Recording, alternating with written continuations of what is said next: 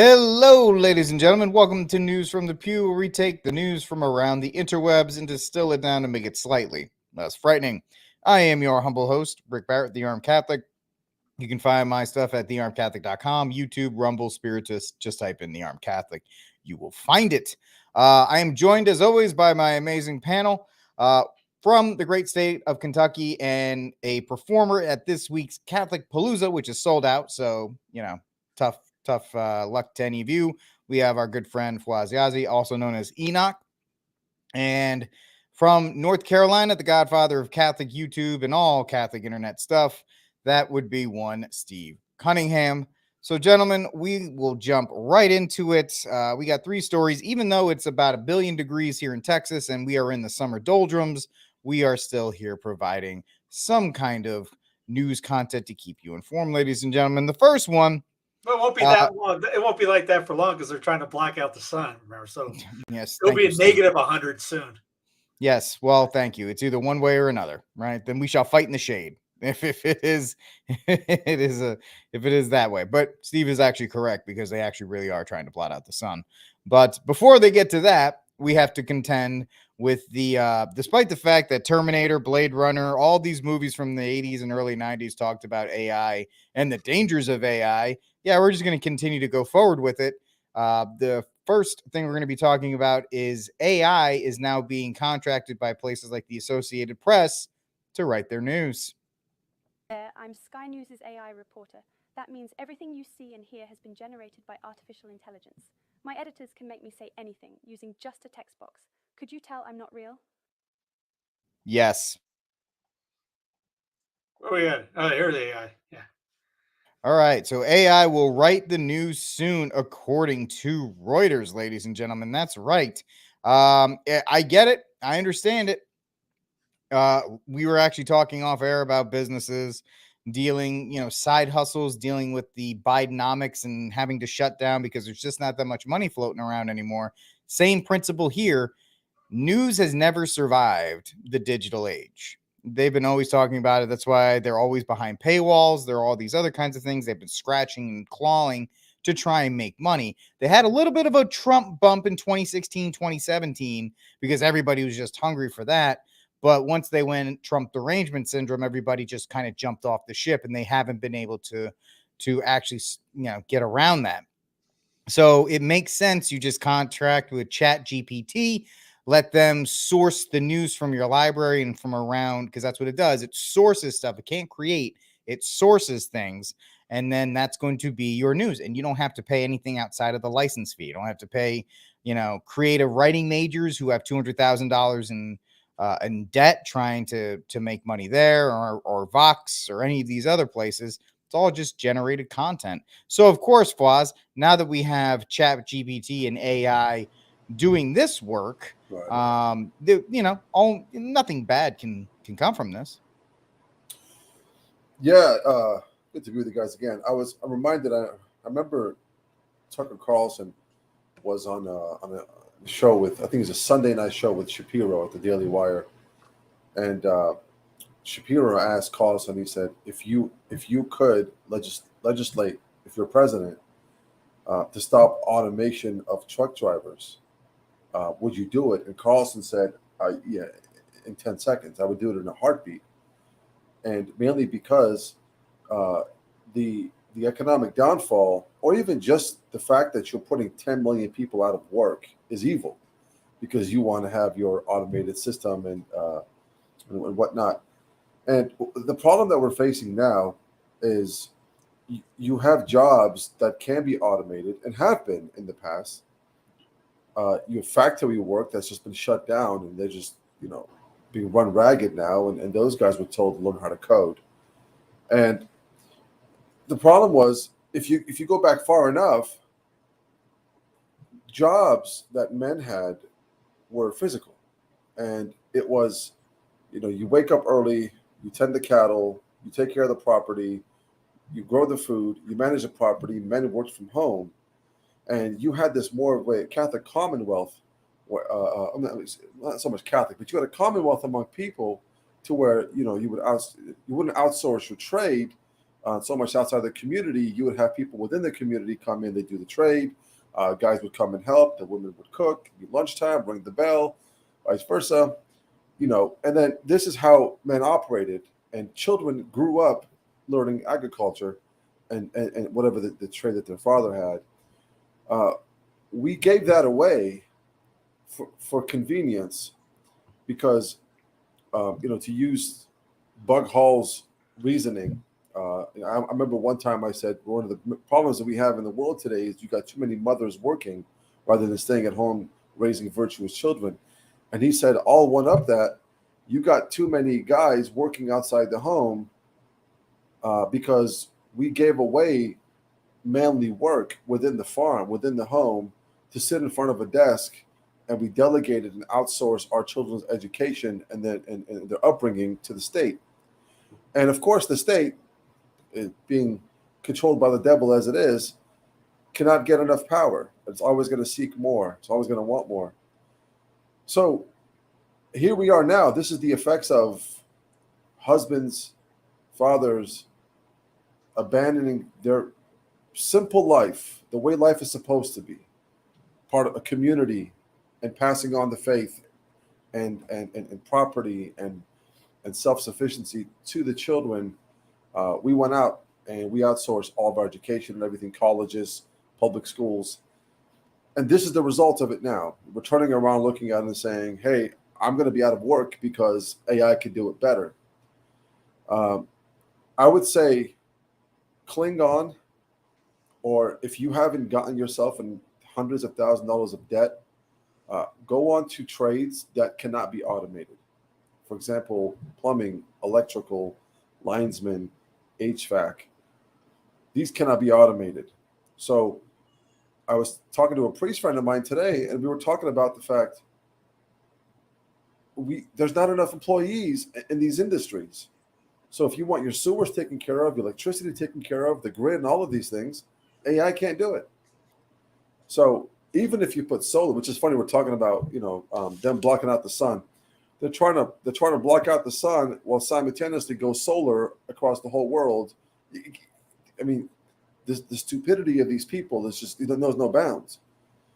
And they're just playing God at this point, unfortunately. And they're playing with the lives of millions and billions of people across the world.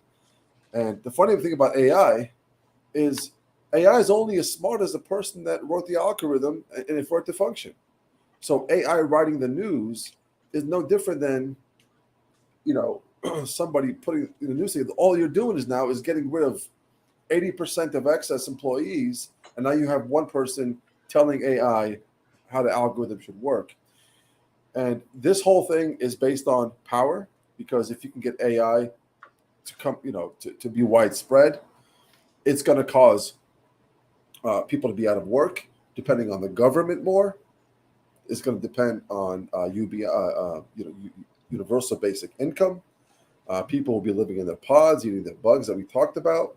This is all a plan on getting rid of as many people as possible from the earth, and those you can control them by feeding them and having them relying on the system rather than on themselves. Because if you really want people to rely on themselves, is you put them back in the farms. They can be self-sufficient, rely on themselves, realize we don't need the government. We don't need the state as much. We have a commonwealth. We have a Catholic community. So it's very unfortunate what's happening, and it's going to continue to get worse. People are going to see layoffs because of this. And unfortunately, the people in power have the power to stop it. They just won't, because it benefits them. 100% correct. All of that is 100% correct in that regard, because it is. Steve's got the playbook. Yeah, you know what? I'm gonna shut up because Steve's ready to go. So, Steve, you've been set up, my man. Take it home. I don't know why I didn't grab it earlier. I just looked over. Oh yeah, it's called the Fourth Industrial Revolution. This was printed in 2018. If you want to know what's going on, pick it up. Go to your local Amazonian.com site. It's on page 123 if you're scoring at home. It's called AI and Robotics. And just for an idea of that, here's what's going on in Texas. A new fully automated McDonald's in Fort Worth, Texas. And if you look at this video, people are going up to this McDonald's, they're ordering, and there are no people inside. Everything is fully automated, all the way down to delivery of your restaurant meal. And so what you do is you drive up, and it has all your credit card information through the app. You place the order, and it drops the order right into your car. Now what's crazy about this is inside there are no people. They're actually building it with robots, and they're piloting this in Fort Worth before they launch it out to the rest of the world. Check it out. It's called the McDonald's in Fort Worth. Hope this helps you. Thanks. Yeah, okay. Thanks, buddy, for that very This is McDonald's specific. first automated restaurant McDonald's with in no Fort Worth? workers, and I'm going to show you how it works. So when you walk in, there's no one working at the counter, and you order whatever you want on the screen. Sometimes they have these robots going around bringing your food to you, and if you want to go through the drive-thru, you just order ahead online. Then just pull up to this special lane in the drive-thru, and this is how they deliver the food to you. So what do you guys think? Do you like this new system or no? Now, that was going on for a while. When I was doing Uber, there was that they had that kiosk there. It was what, 2018, 2017? Well, 2018, yeah, 2018, 2019. And I remember going up and just wanting to get a drink. And the lady would tell me, no, just order it from there. And their job behind the desk was just to hand it to you. And I was arguing with her in a sense, you do realize that you're teaching me how to get you fired. They wouldn't take order. They did nothing behind there. You were supposed to do everything on there. Everything was, what's that D word? Digital. Notice that one thing in the app, the guy said, you order in the app. What have you been trained to do since some Rona? Buy online, order food online, use your apps, have somebody touchless delivery, all that nonsense. I think in Texas, they got Domino's, got the EV AI car. So you can literally put the pizza in. They've been on that for years. I haven't seen that yet I haven't seen that because I guarantee you I'm gonna absolutely train rob that sucker. If I see a Domino's, if I see an automated Domino's rolling by me, I'm gonna be like 310 to Yuma. I'm taking that sucker. I don't know how you ain't getting your pizza. I don't know it's how on my property. It's mine. They can't get anybody to work for them, which that's why you gain the robots. You can't get as Fawaz was talking about. You can't get people to work. So what are you going to do? And then if you do get somebody to work, I remember my wife going to McDonald's to get the kids food. I know. McDonald's is not real food. I know, but sometimes it's the only thing sometimes, man, you can get. And she wanted coffee and chicken nuggets from them once. And it was like asking somebody off the street how to perform a triple bypass surgery on let's just say elephant. It was that bad. It was by the time we got done with you, she looked at me and goes, you know what? I'm with you on the anti-robot thing. Sometimes I kind of look forward to the robots because it's so bad in the service industry area that people are going to welcome robots. And then on top of that, the people that are at age to work there, they don't care about working there. You got like in England right now and other cities, like I know San Francisco was doing it in California. Other cities in California were doing it, the UBI, Universal Basic Income. So you had $2,000 or whatever it was, $1,200, $1,500, whatever they pick is automatically going to go into your account. And as a youth, you're not going to, why work? If you're getting free $1,500 a month, why do it? So these companies, you go to any restaurant right now, everybody that works there, not even work restaurant, just regular business, they will tell you that their help is terrible. And if they don't get any help, or if they even show up, if they show up at least, that's just part of the war right there to get them to come. And if they do come, then they might just be terrible at their job. And I remember, this was months ago, tipping somebody like $7, and my wife giving me junk about. Goes, wow, that was terrible. I go, she might be trying. You gotta stop thinking about the old days when good waiters and waitresses used to work there, because now people are just happy to get somebody to work. And now you got somebody that probably would never be a waiter or waitress waiting tables because they want to at least, but they might be terrible at it. So instead of giving them a bad tip, I just give them something good, just like, hey, maybe help give them a little spur them on, give them a little tip on the side, say, hey, maybe, next time try to do this or something like this. Like, I worked in the field and you got to try this. And it's bad out there, but that's what the AI, it's the whole plan about this. Here's a familiar face. An economic question of the 21st century will be, what do we need humans for? Or at least, what do we need so many humans for? Do you have an answer in the book? At present, the best guess we have is keep them happy with drugs and computer games. Why we need humans? It's at the end. What the fourth industrial revolution will At mean least he's honest. is a fusion of our physical, our digital, and our biological identities.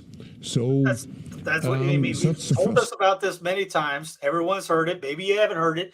Maybe you look at it going, you're just a kook and all that. They're literally been telling us, and we've been living in it for years.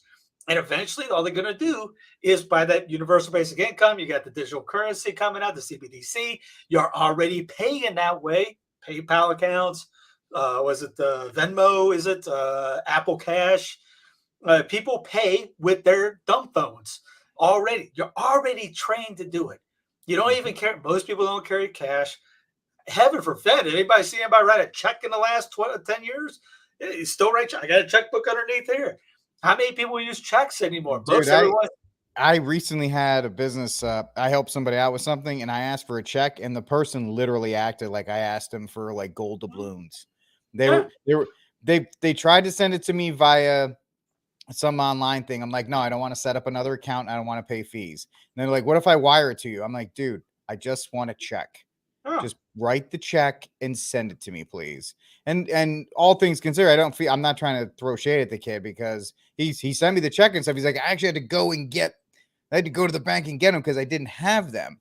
I'm like, bro, my man, you got to have checks on you. You always got to have checks on you. You know, you can't count on digital stuff too much. So, but they'll eventually eliminate the checks. You won't be able to buy that anymore. They've already talked about eliminating obviously cash, but making a penalty. There's businesses right now that will penalize you if you pay with cash. So you have to, or if you already do pay with on your smartphone, dumb phone, whatever you want to call it, you may see that you get a bonus. Moe's Monday, for example, you can't go in Moe's and get your Moe's Monday special if you walk in. You do that through the app. That's where you get your special. You go through any of these corporations anymore are forcing you to go to their app, and then you'll get your discounts. You will get your goals, wherever you get your points stacked up so that you get a free.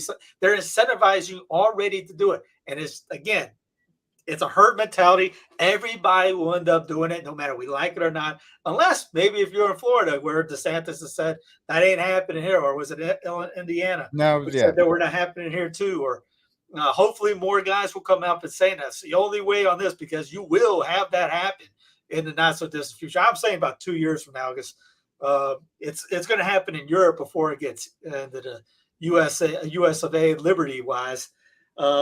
In the Fed would be a good one. Vivek has been talking about cutting 90% of the Fed. I joked with some of you guys about this. There was one guy who said he was going to end tattoos, but never talked about the Fed. Well, that's why I care about it. That we're serious. Anyways, you got rent going down, home ownership going down, food. You got AI working in food, robotics out there picking apples right now. Why? People, they don't have enough people to do it. They don't want to pay the people to do it. You can already get the AI to do it. You get the robotics to do it. You got the robots doing agriculture. Everything in the world, you got robotics doing it. They all of a sudden, just like that one. What was that one video I have if you go to on the Sensitive Alien website and check out the Great Reset video. I can't remember the name of the Utopia video, but it's a guy that just goes into work. He puts on his little eye thing and he's controlling all the robots in the area. That's going to be the human job down the road. What Fawaz was talking about, all the manual labor things, it's going to be all AI, some kind of robotics type deal thing. Maybe on the outskirts, we won't have that. You'll have to figure out how to do things on your own. When they blot out the sun, which they're literally trying to do, what do you think it's going to be for you growing food in the backyard? You might be thinking, you know what, I can beat this. I can just get off the grid, go grow my own food and things like that. Pray tell me, when they screw the sun, what's your plan after that? Because I just become Neo. They're working on they're working on that right now. The lithium plant down the street from us was on fire last Monday. What we talked about that last week, I think it was. What's that going to do with the air? The rain coming down. You can't you already know the rainwater is kind of poisoned already from all the stuff they stuffed in the air on top of whatever they're sticking in the air to try to block out the sun. You got the chemtrails, which there's people out there that literally say, "Oh, that's a conspiracy theory." Oh yeah, okay. Just look up in the eye and tell me how that is. And then on top of that, try to tell me that this blotting out the sun, which the Brand administration has literally said they're doing, is a conspiracy. Anyways, every walk of life we have is going to be controlled by these forces or the powers that shouldn't be. And literally, just check it off the box. You not going to be able to beat this unless you get somebody to decentralize off the main group, do it their own. But then again, after that, all right, somebody will say, maybe that somebody will try to attack him. Yeah, it'll be the UN. I can see maybe the UN doing that because it's a global thing. They're going to get ticked about that somehow. But it's going to get very hazy, and no pun intended in that coming down. First of all, let me say this: if the UN is going to send in like the 101 Mogadishu unit to try and suppress us, I like my odds. Yeah, we're in the South. Well, I'm not worried about that at all. I like if you ever seen the movie Inglorious Bastards, when they're like, I'll take that bet. That's when they're like, they'll send the UN in. I'll take that bet. I'll take those odds. Secondly, this just came out from Culture Crave, this guy on Twitter.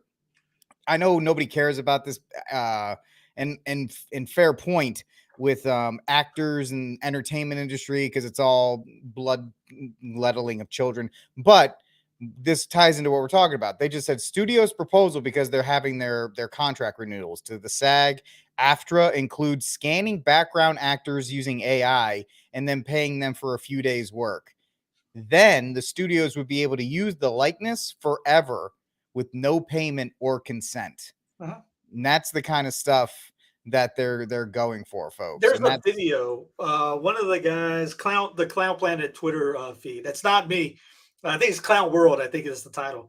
Had a video. He didn't have the right knowledge of it. It was from 2018 in, I think it was Washington State. He thought it was like last week. It was a convenience store where you had to look up at this thing and the screen thing. It was kind of like the one from 2001 Odyssey. Facial rec to get into the convenience store. And that was 2018. You don't think the tech came out a lot better now? I mean, you already got the stuff at the scanners at the airports. Literally, you got the, just like in the one Will Smith movie with when everyone turned into zombies, they scanned your forehead, which everyone was doing that stupid idea during the Rona days. Oh, let's scan your forehead. Oh, this guy's hot or not. Yeah.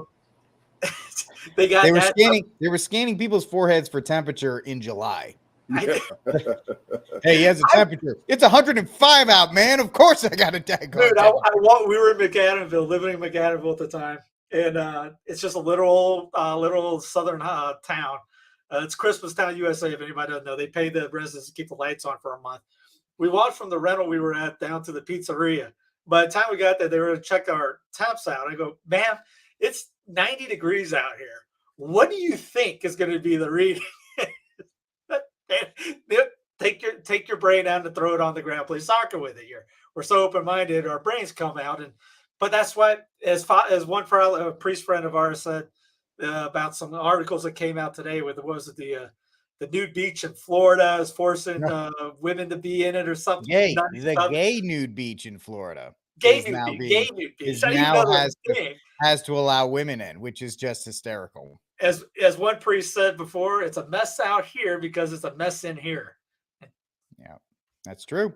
That's 100% true, because the fact of the matter is, when the Catholic Church is not firmly, ascendant, something's got to fill the breach. Someone's got to fill the breach, whether it's AI, whether it's the LGBT MAP religion, whether it's the military state. Something has to naturally fill that vacuum, because the Catholic Church has decided to be derelict in her duties. But speaking of military, we just concluded NATO meeting. And of course, the hot topic there was one Zelensky and the admitting of Ukraine into NATO. Should they do it? Shouldn't they do it? Should we give them F-16s and all this other kind of stuff? Well, take a look at some of this and you can decide for yourself. Reports of illegal cluster bombs and vacuum bombs being used by the Russians. If that's true, what is the next step of this administration, and is there a red line for how much violence will be tolerated against civilians in this manner that's illegal and potentially a war crime? It would be. I don't have any confirmation of that. We have seen the reports. If that were true, it would potentially be a war crime. We must not fall into the amnesia. Somehow we must remember that a year ago the White House said, oh, cluster bombs, Russia are using them, that makes them criminals. And this year they're sending cluster bombs to that war that they're not involved in other than helping people because they love humanitarianism so very much. So how can that make sense? This is good, because it will help you to learn stuff. Certainly helped me to learn stuff. Either cluster bombs are bad or they are not bad. You can't determine the value of a cluster bomb based on who's being blown up by it. Cluster bombs, are they good or bad? Well, who's been blown up? Someone I don't like. I like cluster bombs. Who's been blown up? Someone I agree with. Oh, cluster bombs. Oh, that's not fair. Boo. Boo, cluster bombs. Oh, they've just killed somebody. Hooray! I like cluster bombs. Ambassador to the United Nations. She describes those munitions as, quote, exceptionally lethal weaponry which has no place on the battlefield. So how do you square those comments with this decision? And secondly, has Ukraine provided you with any assurances or guarantees in terms of their use in civilian areas, that they won't use them within a certain radius of civilian areas, for example? So Ukraine has provided written assurances that it is going to use these in a very careful way that is aimed at minimizing any risk to civilians. And by the way, Ukraine, the democratically elected government of Ukraine, has every incentive to minimize risk to civilians because it's their citizens, it's Ukrainians that they're shooting at, who they are trying to protect and defend. This is not Ukraine taking these and going and using them in the Middle East or in Southeast Asia or in some faraway land. They're using them on their territory to defend their territory. So we believe that they are highly motivated to do this, and beyond being highly motivated, they have, to directly answer your question, provided these assurances to us. In terms of the ambassador's comments and other comments that have been bandied about, let me just say that the use of cluster munitions by Russia in this conflict is completely unacceptable on multiple counts. First, they are using them to attack a sovereign country in flagrant violation of international law. Second, they are using them I wish they would have used that in 1860s. That was a great argument. Specifically to strike after civilian targets, not only military targets, also Sherman did it. In flagrant violation of international law. And with this weapon system, as well as other weapon systems, we have identified war crimes committed by the Russians. Third, and critically, there is a big difference between the type of cluster munition being used by Russia and the type that we would provide to Ukraine. As I mentioned before, ours have a maximum 2.5% dud rate. The dud rate of the Russian munitions is between 30 and 40%. And just so I don't get this wrong, I will read it to you. The Department of Defense assesses that during the first year of the conflict alone, Russian-fired cluster munitions deployed from a range of weapon systems have likely expended tens of millions of submunitions or bomblets in Ukraine. And then the final point, I think this is an important point. When I talk about what Russia's doing with cluster munitions, I'm not making an argument which says, they do it, so we'll do it. The argument I'm making is that Russia has already I wish he would have said it's okay when we do it. Already spread tens of millions of these bomblets across Ukraine. Is a USA Today article from April 4th, a few months ago, from a soldier who writes, quote, I dropped cluster bombs on Laos in the U.S. secret war there. Ukraine shouldn't want this nightmare. The subheadline says, all that was accomplished by using these inhumane weapons was to leave a trail of destruction that remains to this day, and a deep sense of regret for U.S. veterans like myself. This is what the author wrote, quote, Ukrainian leaders in Kiev and members of the Republican Party who have asked the Biden administration to release cluster munitions for use in Ukraine should be aware of what they asked for. The results will be deadly and disastrous and will haunt the United States and the people of Ukraine for decades. I participated in the extensive bombing of Laos during America's secret war. From December 1966 until December 1968, I was assigned to air bases in Thailand. The primary mission of the units to which I was assigned was to stop the flow of personnel and materials coming from North Vietnam through the Ho Chi Minh Trail to South Vietnam. Despite the 2.5 million tons of ordnance that the United States dropped from 1964 to 1973, it did nothing to impede the traffic along the Ho Chi Minh Trail. All that was accomplished by using these inhumane weapons was to leave a trail of destruction that remains to this day, and a deep set of regret for U.S. veterans like myself. Up to 30% of these, quote, airborne mines did not explode on impact, but remain buried in the ground for future generations to trip over. Since 1964, more than 50,000 men, women, and children have been killed or maimed in Laos. A third of Laos's beautiful land is held hostage by unexploded or exploded ordnance, preventing farmers from working the land to feed their families. Talking about 60 years later, and large parts of Laos are unusable because of cluster bombs.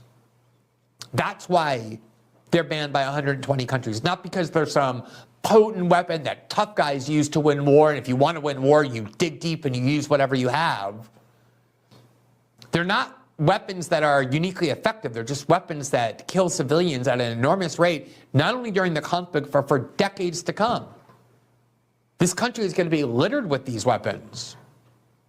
And they may have lower dud rates, but they still have dud rates above 1%. Mr. President, cluster munitions, why now? We're running out of ammunition. Folks, they're not just running out of ammunition. They're running out of people. They've missed their recruitment goal in the Army by 15,000 for the last 2 years. And folks, it just got real. This was just dropped about 15 minutes ago by the White House. Putting that up, Steve. This is an order for the selected reserve and certain members of individuals of the ready reserve of the armed forces to active duty. And if you go down and actually read it, it specifically says the United States European Command Area of Responsibility. From the guys that I've been reading and the guys that I follow, by the way, shameless plug, go check out my video with Tactical Wisdom. He's one of the guys. He's a former Marine. He's a former preparedness expert. Watch the video. The guy's amazing. He says this is not good because this means we're going to start pulling people up and pushing them to Poland and to other places because it's about to get a lot realer than anybody thought it would be. And this is actually a pretty awful thing at this point because this is a place where people didn't think we would get to, but they need their wars, they need their sandboxes to play in. And these psychos, and I use that word correctly in this context, in DC, who have been after the Soviets or the Russians since the 50s, now that they have a puppet there, they want their war, and they want their war before there is even any hint of somebody like Trump coming in who love or hate Trump on that CNN town hall. What did he say? I want the war to end.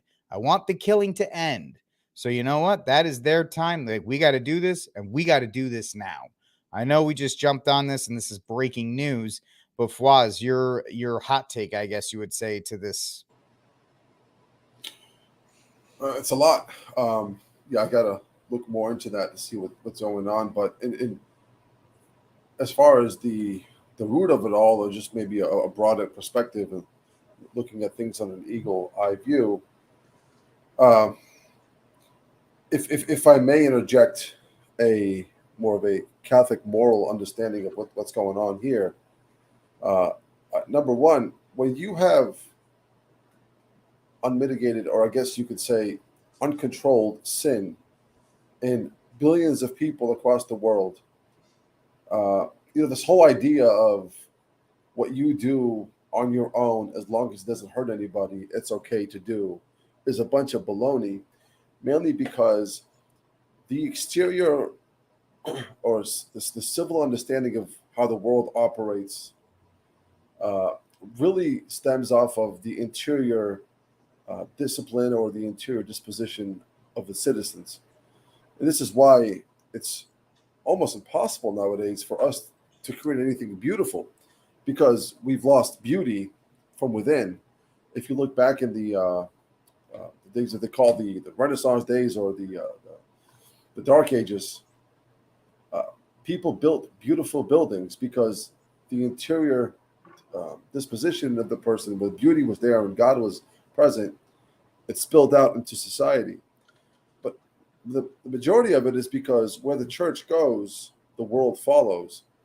And I would argue that the church is not following the world right now. The world is just following, a sad state of men trying to run the bride of Christ. And when you go closer to it, and you start looking at vice, not only is it the interior person that creates all of these issues, but then you get the whole idea of the church operating in such a way so where we've come, and I'm not blaming Vatican II whatsoever here because this stuff was happening before then. But I'll give you a little example here. If you look at the traditional Latin Mass, there's very room for error as far as what the priests can do. One of the major complaints that they had at that time was, they can just say it quickly. It's just, it could be rushed through. That's the only issue that they had with it. And then what the church operated was you do the red, or you say this, and then you say the black, and that's it. Well, now with the new Mass, there's all of these innovations. Name tag Sunday, Guitar Sunday. It's up to the whims and the inspiration or whatever the priest was eating that day. And now everything is subjective understanding, and no longer do the red, say the black. It's now according to your understanding, the subjective understanding of how liturgy should be run. And that's spilled on to civil law. It's no like judges and you can see that nowadays. It's no longer the law, the truth, the understanding of the civil law according to the natural law. It's what I deem to be subjective and what my truth is, I'm going to push on you.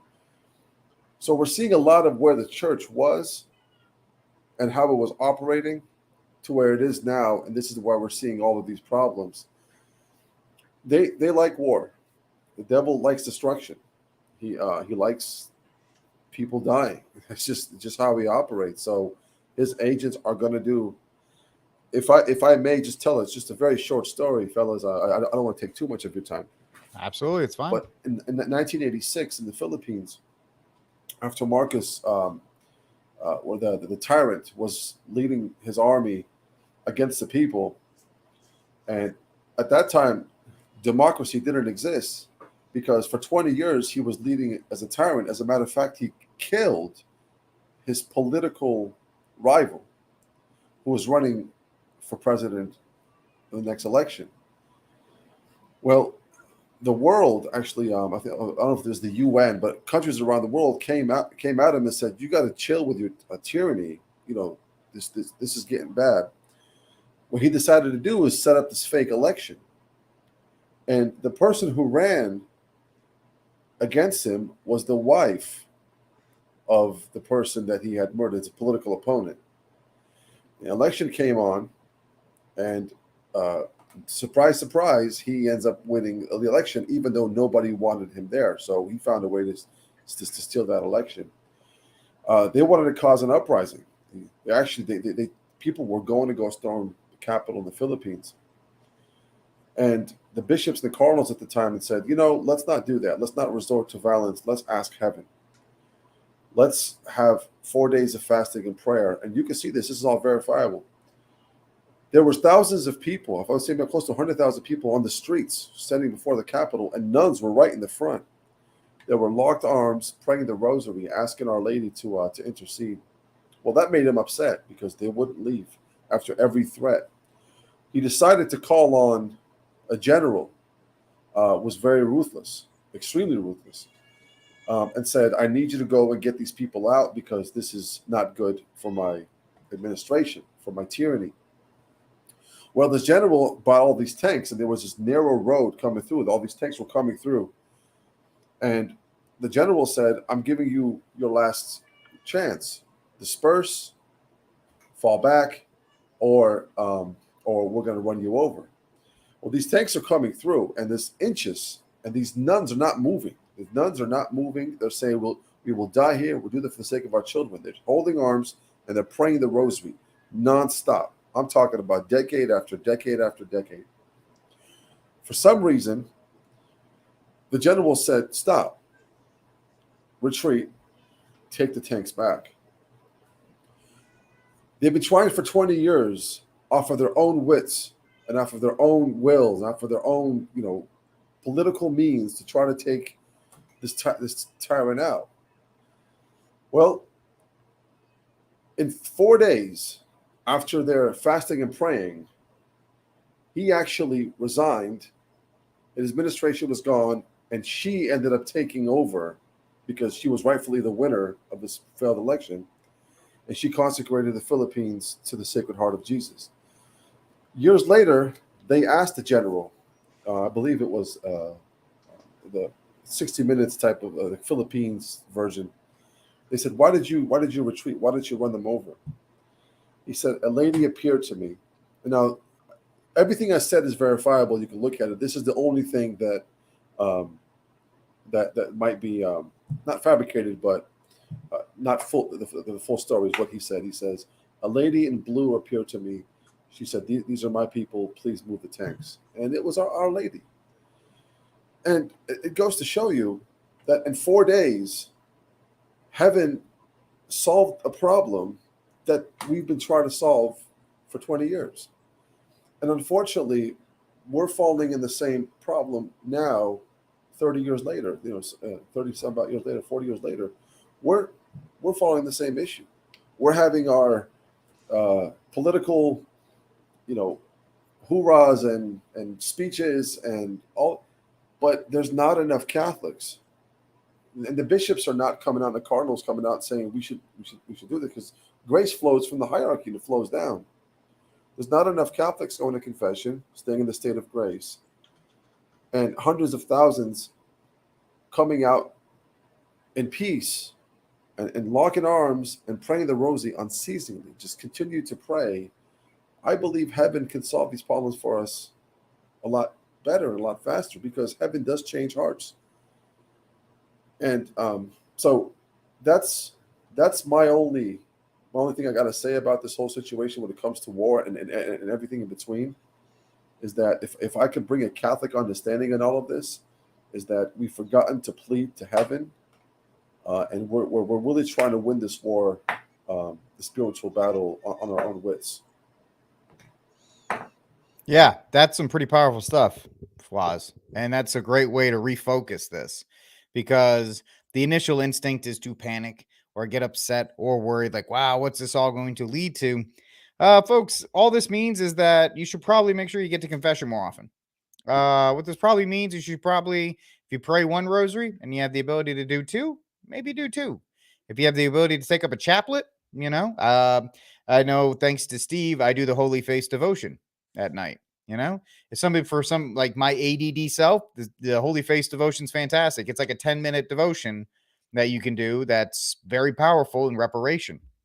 And so, what other things can you skip breakfast and offer that up for the suffering souls in purgatory, or for an end to war, or any of these other kinds of stuff? What can you do instead of throwing your hands up and saying, oh, woe is me, oh, the end of the world, oh, instead of, because we do not want to fall into depression, we do not want to fall into despair, we do not want to fall into the sadness, as Swaz was saying, the evil one, our enemy, wants that. He wants despair. He wants depression. He wants us to throw up our hands and to give up on our Lord. And we cannot do that, even with all of this happening right now. Steve, your thoughts? Hello, darkness, my old friend. How about this? This is just let you know, in the last couple hours or days of news-wise from antiwar.com, U.S. Navy spy planes fly over Taiwan Strait. In case you didn't know, we're trying to go to war with China. U.S. cluster bombs have arrived in Ukraine. Stockpiles of them from the Pentagram. Russia will view F-16s in Ukraine as a nuclear threat. Why wouldn't they? Say Biden's Joint Chiefs pick once more bases in Asia to prepare for war with China. Man, China should never put their country so close to our bases.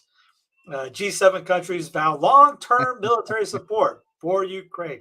Long-term means forever, pretty much. Remember, Afghanistan was about 20 years.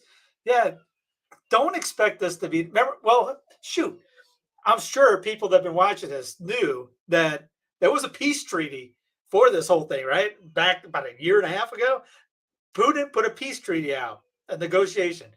Ukraine and the U.S. basically said, go pound sand. We want war, as Faraz brought up. This is the great Carlin line. We love war. We're a war-loving people. I played the clip, but we don't have a beat button. And it brings in a lot of money. By the way, KC brings up the 5 first Saturdays. If you go to sensefidelium.com and look in the spiritual reading section, you'll see Bartolo Longo's book, basically, for the first 5 Saturdays. He has a whole meditation. Every first Saturday of the month, he has something on there. If you don't know who he is, he's a former satanic priest. By the way, this whole thing is wrapped up in he's a guy who say this. Yeah, he is one of my favorites. But anyway, this could go on, and as Fawaz talked about the problems we got, and there was actually Father Abernathy brings that up in a lecture he did on the Holy Ghost, and pretty much talks about, he goes, how you beat any of this is, he even talks about stop watching YouTube. You're watching YouTube. I know you are. People watch Sense of Fidelity. That's good. He even talks about just breaking away, because if you're like the one, there was that video, I just posted it today. The last desert hermit. I can't remember the name of the title of the video. There's a guy who's from Australia, and yes, he's in the Coptic sect. They broke away in the 4th century. That I don't know if he knew better or not, but anyway, he converted from a Marxist atheist professor, I think he is, to basically a Coptic monk, and he just lives in the desert in Egypt. And in the video, it shows how I'm still trying to think the name of the video. He sleeps under a rock, like this little space. Prays all day, talks about silence. Where's our guys like this? We have hermits, so they're taking, photos, or, they're doing things. They're, hey, look at me, take pictures of feet. We're doing this. We're doing trips. This guy's our hermit living in the desert of Egypt. Where's our guys? Like, where's the guys that's united to the papacy doing this? I mean, not saying that this guy is not holy. I'm just saying, he's in the Coptics. I think they embrace even contraception. I think, which, by the way, the FDA just approved the first contraception. But hey, yay! Go live in USA. But yeah, how we win this? We become saints every day. We don't go online and start. How about this? Why don't we all just, whoever's watching, stop watching the guys that talk about how crappy the church is every blasted day. If you're watching the guys that talk about the Pope sucks, the Bishop sucks, and this sucks, how do you think piety grows out of it? You think if you sprinkle piety in the grass and that grows, or do you think reading the lives of the saints is going to be doing, or meditate, or spiritual reading, or spiritual reading in any sort of prayer, meditate, silence, or listening to the latest podcast come out on, hey, the Pope has a gay dancer out there. Again, we talked about like the whole Florida thing. Those people back in the day didn't have internet, and they weren't watching what the Pope was doing, or kind of what Rome was doing every minute of the day. But we tweet it out, we look at it, we want that. You got your smartphones, you're going to search for the sexy stuff. We're going to click that button. Oh, you look at there's a gay dancer at the Vatican. Oh, and he talks about it. You get angry. If you watch something like that, do you grow in holiness, or do you grow in anger? Now, I'm pretty sure I could ask Fawaz to do that one. So what do you think, man? And he'll tell you, he'll probably get into negativity. I mean, we have Father R talks about that. The problem with holy anger. Holy anger. Yeah, we have a lot of holy anger. Instead of praying for an enemy, we pray for their deaths. I mean, that was not saying that pedophilia or anything like that's a good thing. But there's a guy, the guy that got killed in the jail, and there's people who are upset, and that guy we should pray for. Someone wrote we should pray for him to be electrocuted or put in the electric chair. Give me 1,000, put $100 on. I don't have it. Put $100 down. Find me a saint that said, you know what? I hope this guy goes to the electric chair. We should kill that man, because instead of, like Father Joseph Cafaso go down and he's converting guys to do a confession before they get executed. I mean, tell me, am I wrong? Wouldn't that be praying for our enemies? Somebody like that, who does something incredibly terrible. And we might think as a human being, we need to, rip that guy's heart out. But apparently Christ came down to the world and said something about praying for your enemies, turning the other cheek when James and John was Christ get offended by the Samaritans, and James and John asked about sending thunder down on him, and he kind of looks at him going, "Did you hear anything I talked about for the last couple of weeks?" I mean, that's kind of James and John is kind of like us right now, right? We should send thunder on Father Martin, on these other priests, on these bad pedophilia people, instead of putting calluses on our knees doing penance for them. Maybe we can win them over, but no, we want to send thunderbolts down and just scream into the microphones and say how holy we are because we're screaming into a microphone about how bad all these people are, instead of, I don't know, has anybody ever said, pray for say Hail Mary after we blast somebody? Tell me, I'm asking, am I wrong on this? And tell me if I missed it. I don't watch these guys, but if they said, hey, pray for these guys' conversion, we just blast them. Yeah. We go to war. We're talking about war. We go to war all the time on this. Yeah, I agree with that. And yes, we are commanded to pray for our enemies, in absolute. But yeah, I don't really know what else to say in regards to that, because it's pretty correct and all of that. We have a problem with, as Fawaz would say, appealing to our lower faculties and the instinct to be as animalistic as possible, I guess, in those regards, is something that we have a problem with. But that's a problem across the board that we have, reacting to animal instincts. Well, like the P Christ thing. Okay, yeah, that's not a good thing.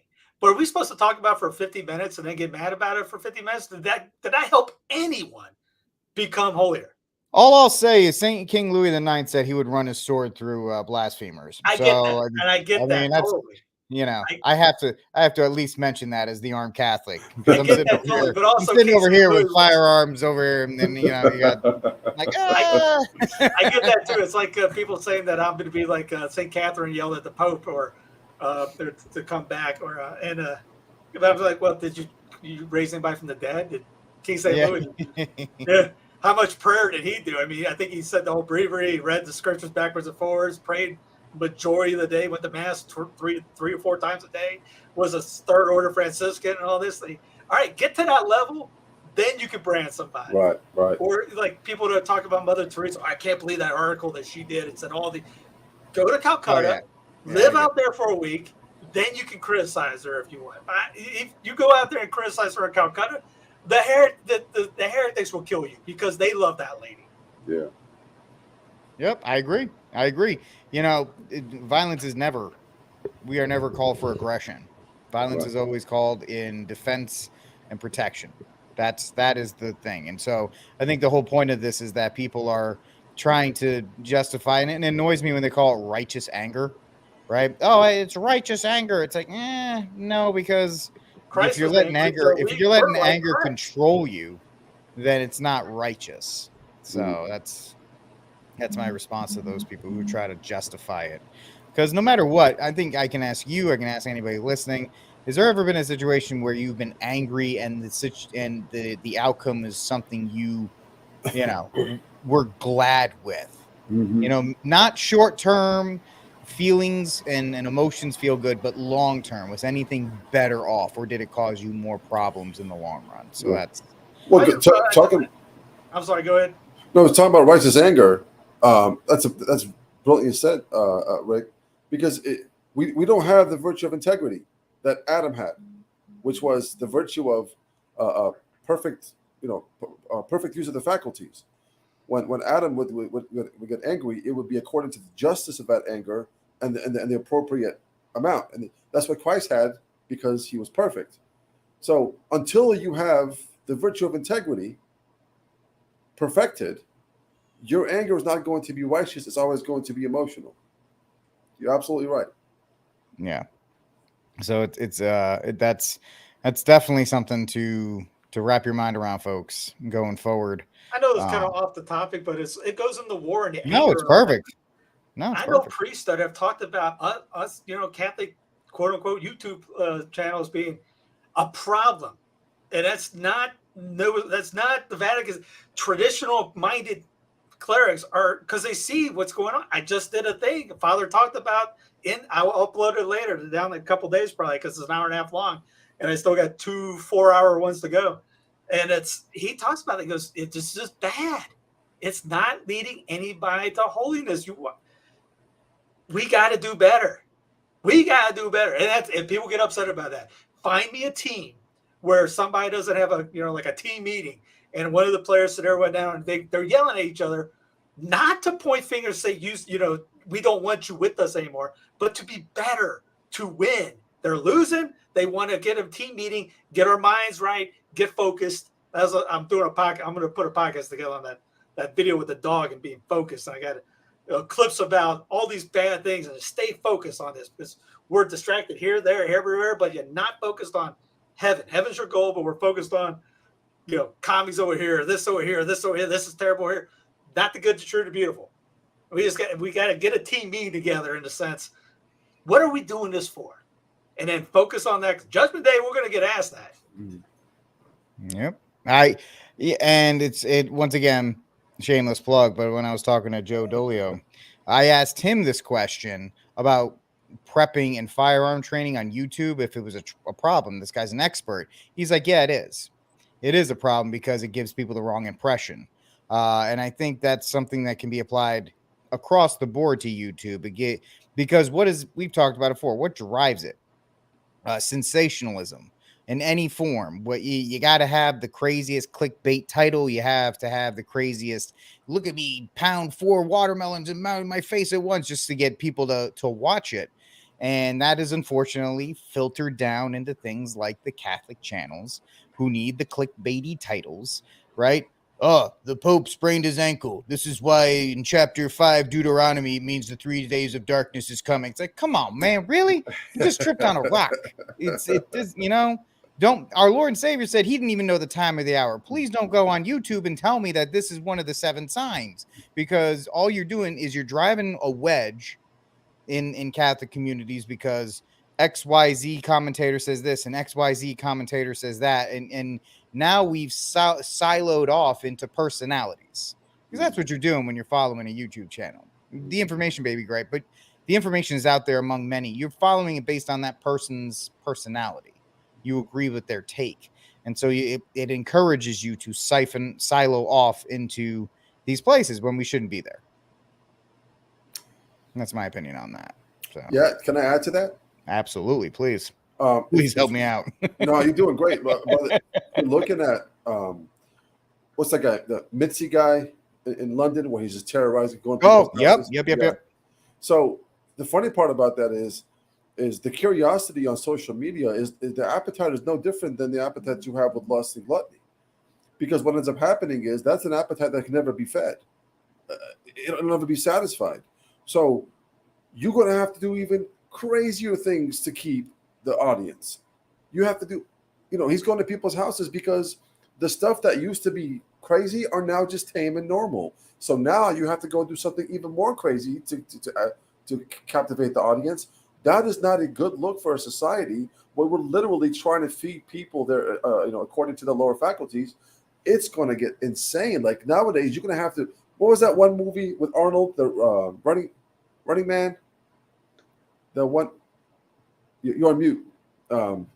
He was in the movie Running Man. Yeah. Yeah, that's the movie where people would watch actual murder from their home. Yeah. Because it got to the point where that's what entertainment was. And it's getting to a point now, I'm not going to be entertained unless a stranger goes into this person's house and terrorize the family and scare the kids. It's getting nuts. Absolutely. All great points across the board in that regard, because that's a great segue, as Steve is telling me in our private chat. It's a great segue to our final topic of the day, which is the abortion pill, and the fact that we have lost every single time it's on the state ballot. We're still celebrating Dobbs 2 years later, while the enemy is continuing to make abortion more accessible, cheaper, and efficient. And yet now we have the first over-the-counter pill approved by the FDA under a Catholic president. Guys, we're getting the brakes beaten off of us, and then you see this, fewer US adults are supporting full abortion bans, even in states that have them, meaning that we are getting the brakes beaten off of us because people thought, hey, it's done at the federal level, we're good. Champagne bottles, as Steve likes to say, champagne bottles and good times. You thought the enemy was going to be like, oh, well, we lost there, and then they were going to give up and go home? Come on. To quote Joe, come on, man. Flaws, your thoughts? Yeah, just very quick. It's horrible. And no matter which direction we go, I'm not a fan of these majority polls because majority doesn't determine reality or morality. So this whole idea of 60% of the U.S. Think that third trimester abortions are bad. Okay, great. Who cares? Murder is murder, no matter who accepted it. Like Fulton Sheen said, wrong is wrong, even if everybody believes it. Right is wrong if nobody believes it. So, but yeah, this whole understanding of it. I go back to the story that I told in the Philippines. All of these things can be solved if we plead to heaven, if we live right. If we live moral lives, if we become saints, and pray unceasingly together. Who was it? Saint Catherine of Siena, or was Saint Catherine? I believe it was Avila, who said the one thing I fear the most in this world is bad Catholics. She's right. So this is like what are we doing? We have the faith, we have the tools. Christ gave the church what the church has given us. We have what we need. And here we are trying to fight the battle by popping champagnes and speaking into a microphone of how bad abortion is. You're preaching to the choir over and over again. Let's raise some more money to keep this. I mean, they were marching in D.C. last year after Dobbs was done. I mean, it's like, what do we do now? It's like, oh, let's just do the same thing we've been doing before. It's like, how about we do something different? How about we plead to heaven that this thing needs to end? And if we have to suffer because of it, then we got to suffer. It's just the way the spiritual life works. So just keep praying for all the babies and especially all the mothers who have been duped to believing that killing your child is the right thing to do. Absolutely. The fact, female Casey Royal fan, if you've been watching the show for over a year, you realize that I am a sarcastic man and that Biden is not Catholic. So please do not get offended when I say that because it is a joke and he is an embarrassment. But thank you for the comment. Steve, you have been pretty much, we are all just repeating what you have been telling us every time this subject's been broached. And does it not shock you that I'm surprised this didn't happen sooner? And check out the Twitter feed. Do a search. Oh, sorry. And you'll see, look at everyone posting about this. Every news outlet, just all over the continental United States is posting this article. There's nothing, you can't do this on the cocaine. Cluster bombs is a hard one to find a lot of stuff on, but every doggone news outlet has it's that whole, this is extremely dangerous to our society, democracy. Which goes to show that's their goal. It's their sacramental action, and these guys want the babies to be killed again, and it's going to happen again. And yes, we talked about it before, and I mentioned it years ago when I first started putting the website together. I think it was my first thing, how the states are going to end abortion. That's the only way this thing can happen. And Dr. Paul talked about that when people asked him about how come your pro-life bills get killed? And he said if abortion got kicked out, the GOP would have nothing to run on, nothing to get fundraisers off of, or anything like this. And yep, and you see Graham trying to bring it back to a federal level. You got guys who want to run for office and say we need to get a federal ban, which sounds great and all, but if you put it up in D.C. in your federal government, which no one can give me one good thing they've ever done in history that's its existence. Guess what's going to happen when they get in control? They're going to turn that on you as executive order. You saw what Rick put it up here. They will get that in SCOTUS when whoever wins the next election gets in, and we have quote unquote conservative guys up there in SCOTUS right now because we have a government by judiciary, as Ross Berger talks about, and in his book, government by judiciary. And if those guys die and they get, 2 or 3 lefties back in, guess what's going to be cemented in the U.S. government? Abortion. Yep. It'll be Roe Part 2. Book it, guarantee, put a bow on it. I'll sit back and just sip on my tea and say, told you so again, because we're not looking at that. We're caring about still, as you said, celebrating this, celebrating that. Oh, what are we going to do? We'll just vote harder. Well, guess what voting harder isn't going to do? And it's never worked. And again, the local level, yes, you can do that. Nobody likes that idea. That's why those guys like Steve Bannon hates that idea, because he has a quote unquote national audience. And if you do break it up and decentralize it, guess no one's going to watch a centralized channel for decentralized content. If you're watching the news, we had the news on the other day, I was watching local, and they were talking about something happened in Kansas City. I looked at my wife and I'm sorry that happened. What does that have to do with people in Charlotte? In my area. How does that do anything? What's the weather like in Washington State? I don't know. Don't care. Sorry about anybody that's in Washington State. You should care. I don't care. It's because I don't live there. I have zero influence on any of that anyways. But we look at this thing. Everyone's got to be united in this one world thing. We got to fix this. We can't even fix our backyards. You get in there. You can do it at local and state level. Yeah. And then you got to fight like anything to keep it that way. But we want to go vote harder in D.C. And at the end of the day, book it in 3 years, especially if the right team doesn't win next time.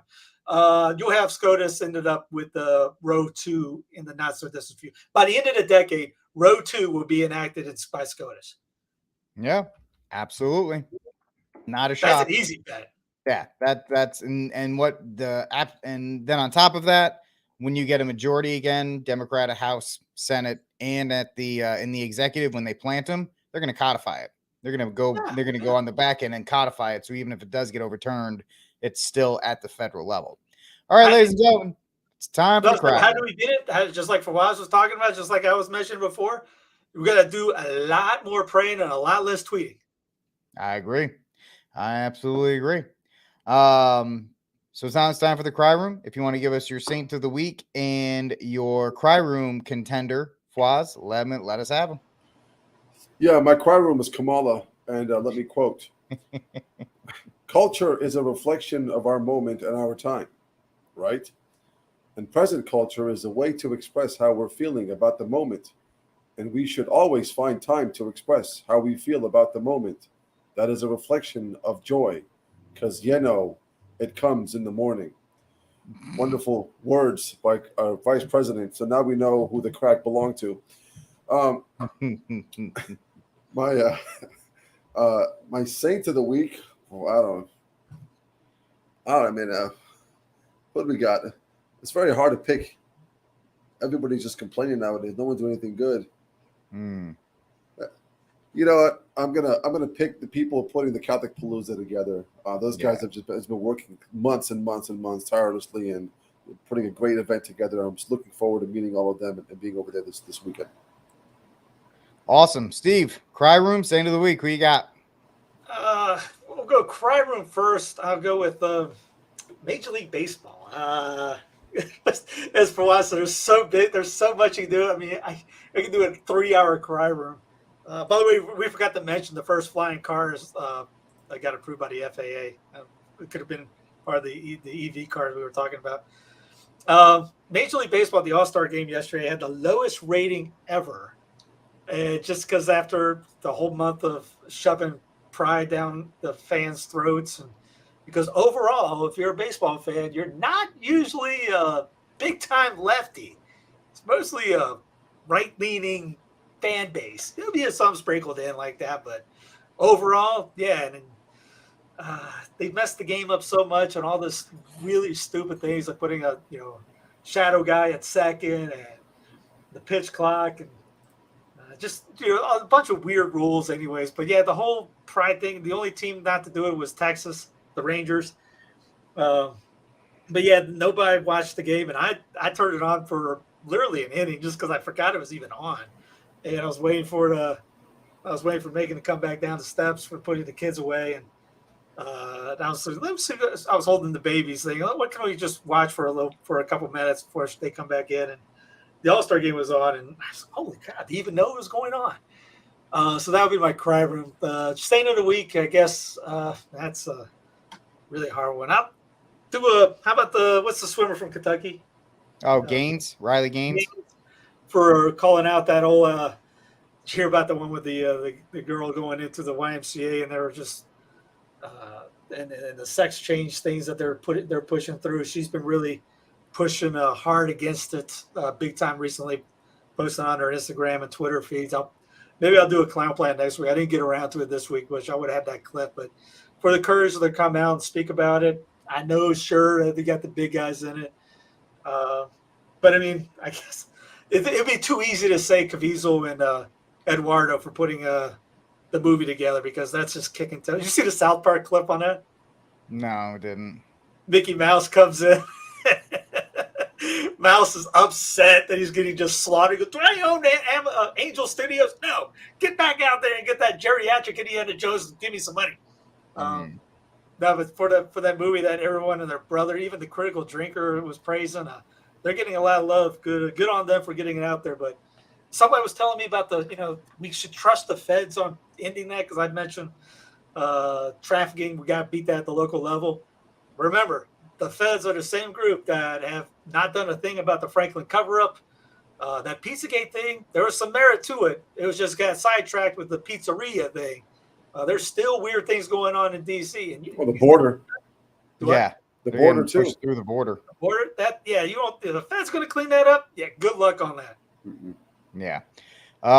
So my saint of the week is whoever started the whole Margot Robbie is mid thing because it's given me a lot of enjoyment because people have lost their mind about that. And if you don't know what I'm talking about, don't worry about it. And my cry room, I sent this tweet out to this Appalachia aesthetics who has inspired me. He says, because this one guy said Appalachian mountains are perfect for Orthodox monasteries. There's only one Catholic one. This guy said, let's keep it that way. There were one too many. So, ladies and gentlemen, I announced yesterday, and I will announce to you that I am putting together a campaign to conquer a Crusader style, all of Appalachia, drive out the cryptids, destroy the Wendigo, destroy the Mothman, and conquer it for Christ. So if you want to join me, you can follow me on Twitter. I'm also putting this out.